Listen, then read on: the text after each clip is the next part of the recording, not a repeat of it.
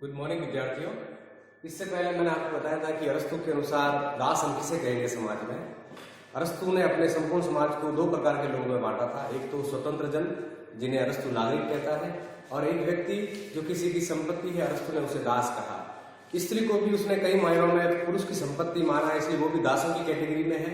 यानी स्त्री और किसी का गुलाम जो है दासों, वो मालिक की श्रेणी में नहीं है, वो स्वतंत्र जन नहीं है। फिर अरस्तु ने कुछ व्यवहारिक कारण बताए कि आखिर दासता व्यवहारिक क्यों है, उसके कारण क्या है। उसके पक्ष में अरस्तु ने कुछ तर्क दिए हैं, हम इस पर आज चर्चा करते हैं। अरस्तु ने ये माना है कि दासता प्राकृतिक है।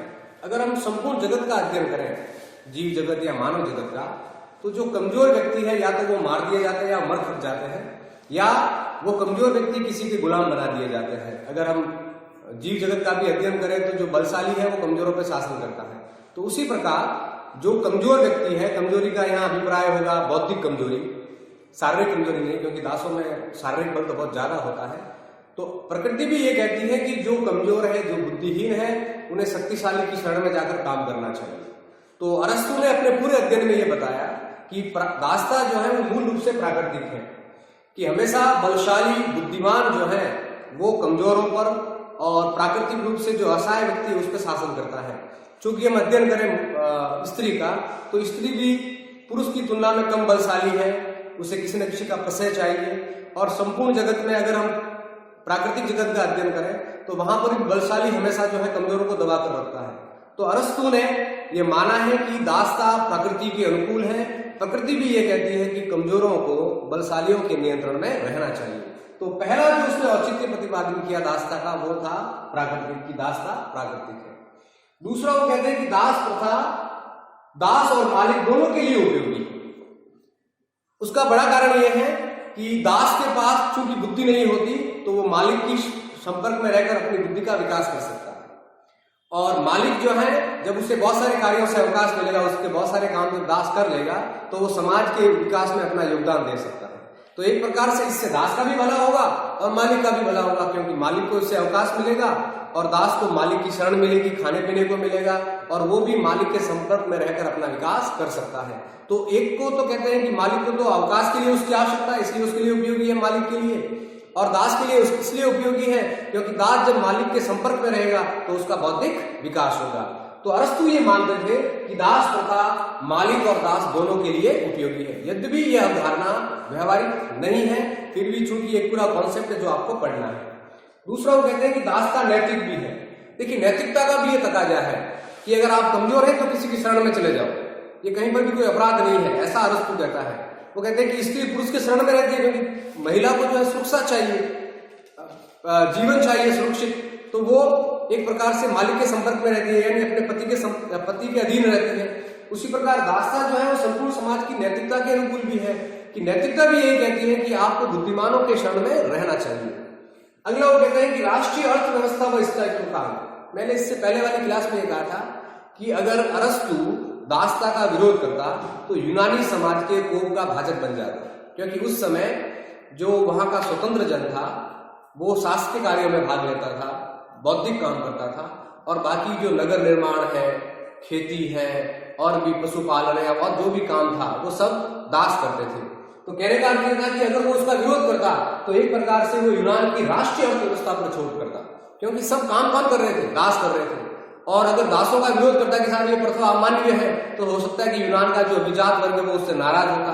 ऐसा प्लेटो के साथ हुआ, जब प्लेटो ने यह कहा कि स्त्रियों का साम्यवाद लागू कर दिया जाए, संपत्ति का साम्यवाद लागू कर दिया जाए, तो वहां का यूनानी समाज इतना क्रुद्ध हुआ कि आपको पता है कि प्लेटो को जो है दास के रूप में बेच दिया गया, कि वो ऐसी कैसी प्रतिक्रियावादी बातें समाज में कर रहा है, जो सुकरात कह रहा है वैसी बातें वो कर रहा है। तो उसने भी व्यवहारिक पक्षों को ध्यान में रखा। उसको पता है कि अगर मैं दासता का विरोध करूंगा तो मैं देश की अर्थव्यवस्था और स्थायित्व का विरोध करूंगा। तो कहते हैं कि दास जब काम करते हैं तो राष्ट्रीय अर्थव्यवस्था और राज्य को जो है स्थायित्व प्राप्त होता है। अगला उसने कहा कि दासता संपूर्ण समाज के हित में। संपूर्ण समाज के हित का अभिप्राय यही है कि मालिक अवकाश प्राप्त करेगा और दास जो है वो मालिक की शरण में अपना बौद्धिक ज्ञान प्राप्त करेगा। तो एक प्रकार से संपूर्ण समाज के हित में दोनों को फायदा है, उससे मालिक को भी फायदा है और दास को भी। अगला युद्ध का आधार। ये कहते हैं कि अरस्तु का ये जो विचार है दासता का, ये उसके जातीय मिथ्याभिमान का भी प्रतीक है। वो ये कहता है कि अगर कोई युद्ध में यूनान के अलावा कोई जाति हार जाए, यूनानी नहीं, केवल यूनान के अलावा कोई जाति, तो उन्हें दास बना दिया जाए। यूनानी चूंकि एक बौद्धिक व्यक्ति है, अगर वो युद्ध में हारता है तो दास बनाने योग्य नहीं है। उसको दासता को उसने वैधानिक कहा है कि अगर कोई युद्ध में हार जाए तो उसे भी आप दास बना सकते हैं। तो ये इतने सारे व्यवहारिक कारण जो है उसने दासता के बताए। Thank you. अगला है दासता के प्रकार। उससे पहले अरस्तु ने बताया था कि दासता का औचित्य क्या है, अब है दासता के प्रकार। वो कहते हैं कि दो प्रकार के दास होते हैं। एक स्वाभाविक दास है जो बुद्धि से कमजोर है, और वो एक स्वाभाविक दास होगा जिसका शारीरिक बल तो है लेकिन बुद्धि नहीं है, जिसमें खुद के सोचने की क्षमताएं नहीं है। तो अरस्तु कहते हैं कि ऐसा व्यक्ति जो है वो स्वाभाविक दास होगा और वो दास बनाने योग्य है। दूसरा वो कहता है वैधानिक दासता, जो जातियां युद्ध में हार जाए तो उसके संपूर्ण सैनिकों को दास बनाना, ये एक प्रकार की कानूनी और वैधानिक दासता होगी। जब हम उसके व्यवहारिक पहलुओं पर चर्चा कर रहे थे तब वो कह भी रहा था कि युद्ध के आधार पर भी दास बनाया जाए। तो युद्ध के बाद जो जातियां पराजित हो जाएगी उसे जब आप गुलाम बनाओगे तो अरस्तु कहता है कि वो वैधानिक दास होगा। तो अरस्तु ने अपने संपूर्ण चिंतन में दो प्रकार के दासों का उल्लेख किया है, वर्गीकरण किया है। पहला है स्वाभाविक दास, जो बुद्धि से कमजोर है वो दास, और दूसरा जो युद्ध में हार जाए उसे दास बनाया जाए, वो है वैधानिक दास। यहाँ कॉन्सेप्ट में एक कमी है, वो कमी ये है, और वो कमी उसके जातीय मिथ्याभिमान का भी प्रतीक है। वो कहते हैं कि किसी भी स्थिति में यूनानी व्यक्ति को दास नहीं बनाया जाए, क्योंकि यूनानी व्यक्ति जो है बौद्धिक प्रतिभा से संपन्न होगा। अगला, जब उसने ये कॉन्सेप्ट दिया तो दासों के लिए उसने कुछ मानवीय व्यवस्थाएं भी स्थापित की है। ऐसा नहीं कि वो दासों के बारे में बात करके दासों के साथ अत्याचार को प्रोत्साहित कर रहा हो। उसने कुछ व्यवहारिक बातें की और कहा कि कुछ मानवीय व्यवस्थाएं दासों के लिए लागू की जाए। जैसा यूनान के कुछ राज्यों में दास प्रथा थी तो वहां कुछ मानवीय व्यवस्थाएं भी थी। पहला उसने कहा कि दासता प्राकृतिक है, ना कि वंशानुगत। अगर कोई दास का बेटा योग्य है तो वो दास बनाने योग्य नहीं है। कारण यह है कि दासता प्राकृतिक है, वंशानुगत नहीं है। अगर मान लीजिए दास का पुत्र बुद्धिमान है तो उसको आप दास नहीं बनाओगे, उसको दास बनाने की आपको आवश्यकता नहीं है। यानी दासता केवल प्राकृतिक, केवल बौद्धिक गुणों के आधार पर आप बना सकते हो। लेकिन अगर मान लीजिए दास की कोई संतानें योग्य उत्पन्न हो जाए तो वो दास नहीं बनाई जाएगी। हम हमारे भारतीय समाज का अध्ययन करें तो वर्ण व्यवस्था, जाति व्यवस्था में जब बदली तो कोई व्यक्ति ब्राह्मण इसलिए क्योंकि उसकी जाति ब्राह्मण है, अरस्तु उसका विरोध कर रहा है। वो कहता है कि नहीं, किसी के पिता के दास होने पर उसके पुत्र को दास बनाया जाए ये जरूरी नहीं है। अगर पुत्र बुद्धिमान है तो वो दास नहीं बनाया जाए।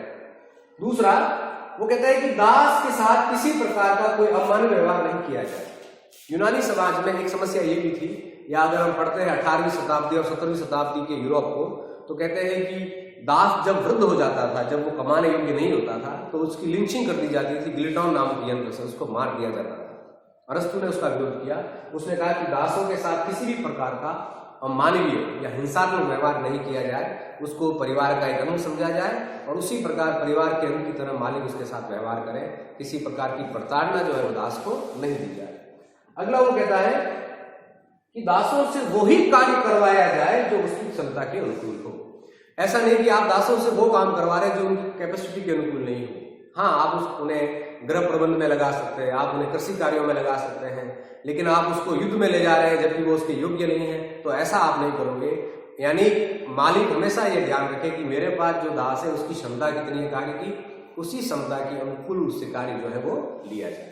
अगला है दासों को का बौद्धिक स्तर ऊंचा होने पर उन्हें मुक्त करना। ये बहुत अच्छी मानवीय प्रथा थी कि मालिक के संपर्क में रहकर अगर कोई दास बौद्धिक स्तर को प्राप्त कर जाए, ज्ञान को प्राप्त कर जाए, उसका विकास हो जाए, तो मालिक का ये दायित्व बनता है कि वह उस व्यक्ति को दासता से मुक्त कर दे।